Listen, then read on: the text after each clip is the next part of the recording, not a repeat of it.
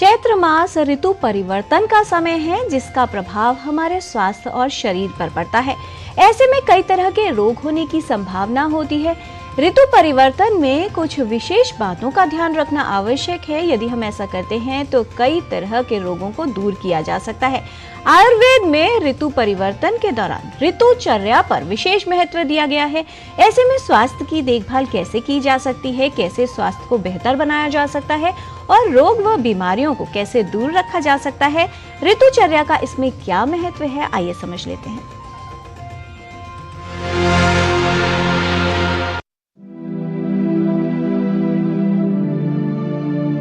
आयुर्वेद का मुख्य महत्व व्यक्ति के स्वास्थ्य की रक्षा करना और रोगी मनुष्य के रोग की चिकित्सा करना है और इसके लिए आयुर्वेद में दिनचर्या, रात्रिचर्या और ऋतुचर्या का वर्णन मिलता है। आयुर्वेद में ऋतुचर्या का ज्ञान क्रियाकला की अवधारणा के लिए एक प्रत्यक्ष मार्गदर्शिका है जो विभिन्न दोषों के लिए उपस्थित है। आयुर्वेद के अनुसार शरीर में रोग का कारण त्रिदोष यानी वात, पित्त और कफ का असंतुलन होता है। इन्हीं को ठीक करने के लिए ऋतुचर्या का पालन करना आवश्यक है। आयुर्वेद में विभिन्न दोषों का संतुलन कर रोग को ठीक किया जाता है। हमारे शरीर पर खान पान के अतिरिक्त ऋतुओं का भी प्रभाव होता है। मनुष्य के स्वास्थ्य के साथ ऋतुओं का गहरा संबंध है। एक ऋतु में कोई दोष कम हो जाता है तो दूसरा दोष बढ़ जाता है, वहीं दूसरी ऋतु में कोई दूसरा दोष बढ़ता है और अन्य दोष शांत होता है। आयुर्वेद में प्रत्येक ऋतु में दोषों में होने वाली वृद्धि, प्रकोप या शांति के अनुसार सब ऋतुओं के लिए अलग अलग प्रकार का आहार विहार और खान पान बताया गया है। इसके अनुसार आहार विहार अपनाने से स्वास्थ्य की रक्षा होती है तथा मनुष्य रोगों से बचाव कर सकता है। इन ऋतुओं के आधार सूर्य की गति को माना गया है। आयुर्वेद ये कहता है कि एक सीजन से दूसरे सीजन की तरफ जाते हुए और जब सभी सृष्टि का नया सर्जन हो रहा है, नवपल्लवित हो रही है, फूलों से सभी वातावरण में पोलन ग्रेन्स ज़्यादा है, तो उस समय एलर्जी भी होती है। शरीर को भी एक तरह से पचन क्षमता और मंद होके एक कफ की बीमारी हो सकती है, स्किन डिसऑर्डर्स होती है। तो इन सब के लिए, जिसको हम आम की विकार भी ज़्यादा होती है, तो आयुर्वेद में ये कहा है कि कड़वी चीज़ों से शुरुआत करती है।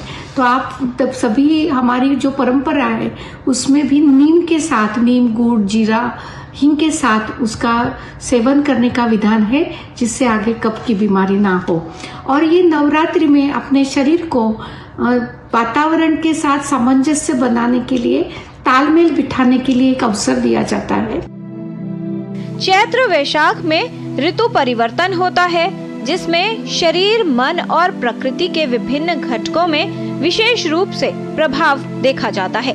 शरीर में कुछ दबे हुए दोष बढ़ने लगते हैं जो रोग का कारण बन सकते हैं। आयुर्वेद इस अवसर को शरीर शोधन के लिए विशेष उपयोगी मानता है। आयुर्वेद की धारणा है कि इस ऋतु में पाचन की क्रिया प्रभावित होती है, जो शारीरिक रोग का कारण बन सकती है। ऐसे में व्रत उपवास करना पाचन प्रणाली को बेहतर बनाता है। साथ ही अपनी इंद्रियों पर नियंत्रण के लिए भी ये उपयोगी माना जाता है। गुरु पदार्थों का वर्जन है और लघु, सुपाच्य, भुने हुए ऐसे अन्न पदार्थों का सेवन करने का एक विधान बताया है। जैसे कि व्रत के चावल, भुने हुए चावल या कुट्टू का आटा, सिंघाड़ा, मखाना, इन सभी चीज़ों का लेने से शरीर के लिए वो पचन भी अच्छा होता है और कफ की बीमारी नहीं होते। कड़वी चीज़ों का सेवन ज़्यादा करें, जिससे अधिक बीमारी, कफ की वृद्धि ना हो। और जैसे कि रात का भोजन भी जल्दी करें, कम मात्रा में करें और विहार में भी इस समय अगर व्यायाम अच्छा करें और उपटन लगाए और इन सभी चीज़ों से, और वमन जो एक नेचुरल कफ को बाहर निकालता है, जो आयुर्वेद में पंचकर्म का विधान है, तो ये भी करे तो सोरियासिस जैसे, स्किन एलर्जी जैसे विकारों से बच सकते हैं। ऋतुचर्या एक प्राचीन आयुर्वेदिक पद्धति है। ये दो शब्दों से मिलकर बनी है। ऋतु जिसका अर्थ है मौसम और चर्या इसका अर्थ है नियम या अनुशासन। आयुर्वेद द्वारा अनुशासित मौसमी परिवर्तनों के कारण होने वाली शारीरिक और मानसिक प्रभावों से निपटने के लिए ऋतुचर्या में जीवन शैली और आयुर्वेदिक आहार शामिल है। ऋतुचर्या में मौसम के परिवर्तनों के अनुसार बीमारियों से लड़ने के लिए शारीरिक शक्ति और मानसिक क्षमता को नियंत्रित कर सक्षम बनाया जाता है। इसके अतिरिक्त हमारे शरीर के 3 दोषों को संतुलित करने में भी ये सहायक है। ऋतुचर्या का पालन करके रोगों को दूर रखा जा सकता है और व्यक्ति स्वास्थ्य को बेहतर बना सकता है। किरण भारद्वाज, डीडी न्यूज।